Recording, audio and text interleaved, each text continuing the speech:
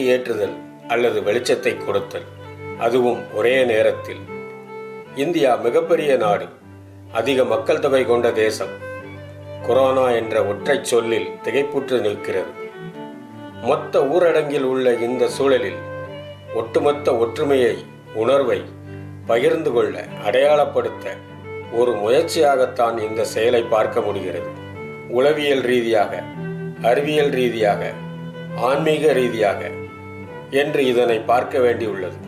உளவியல் ரீதியாக, வீட்டுக்குள்ளேயே முடங்கி போய் உள்ள ஒரு தேசம் மன ரீதியாக சோர்வுற்று தேங்கிய மனநிலையில் இருக்கும் பொழுது நாம் அனைவரும் ஒன்றுபட்டு நிற்கிறோம் என்ற பலமான உண்மையை உணர்த்த, ஏதாவது ஒரு வகையில் அதை வெளிப்படுத்தி நமக்குள் உற்சாக மனப்பான்மையை உறுதி செய்யும் நோக்கில் இந்த விளக்கு அல்லது மெழுகுவர்த்தி அல்லது டார்ச், மொபைல் லைட் வெளிச்சத்தை எரியவிட்டு நமது ஒற்றுமையை காட்டும் வகையில் இதனை எடுத்துக்கொள்ள வேண்டும். தெரிந்த நண்பர்கள், உறவினர்களை தொலைத்தொடர்பு சாதனங்கள் மூலம் தொடர்பு கொண்டு ஒருவருக்கொருவர் மனம் சோர்ந்து விடாமல் உற்சாகப்படுத்திக் கொள்கிறோம்.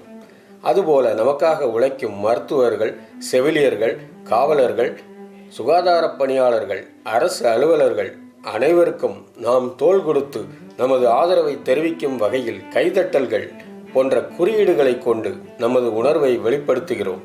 நமது தேசம் கோடிக்கணக்கான மக்களை கொண்ட நாடு.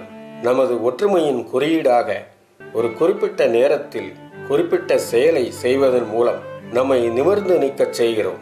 ஒற்றுமையான ஒரு செயலின் மூலம் மனதளவில் நாம் ஒன்றுபட்டு நிற்கிறோம் என்பதை உறுதி செய்து கொள்கிறோம். அறிவியல் ரீதியாக பார்த்தால், விளக்கு அதாவது தீபம் ஏற்றுவதால் காற்றில் கலந்துள்ள கண்ணுக்கு தெரியாத கிருமிகள் வலுவிழக்கும். தீபங்களின் வெப்பம் சுற்றி உள்ள ஈரப்பதமான காற்றினை வெப்பமாக வைத்துக் கொள்ளும்.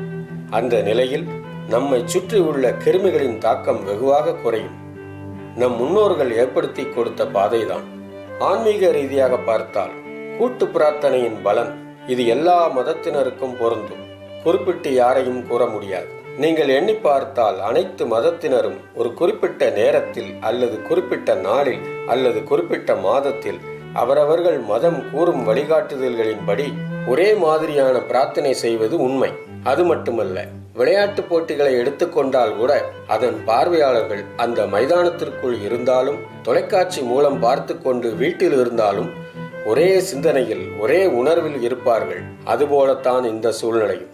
நாம் வேண்டும் நிம்மதி கிடைக்க, நம்மை நோக்கி வரும் எதிரியை தோற்கடிக்க நாம் இந்த சூழ்நிலையில் ஒரே தேசமாக, ஒரே உணர்வாக நாம் நிற்பதை காட்டும் இடமாகத்தான் இதை பார்க்க வேண்டும். இது என் நாடு, என் மக்கள். அனைத்து சகோதர சகோதரிகளையும் காப்பாற்ற ஒவ்வொரு துறையினரும் ஒவ்வொரு விதத்தில் பாடுபட்டு உழைக்கின்றனர். அவர்கள் அனைவரின் தியாகம் மற்றும் சேவைகள் பயனுள்ளதாக வெற்றி பெறச் செய்ய கொரோனா என்ற இருளை கிழித்து நம் ஒற்றுமை உணர்விலான வெளிச்சத்தை காட்டும் வரலாற்று நிகழ்வாகத்தான் பார்க்க முடிகிறது.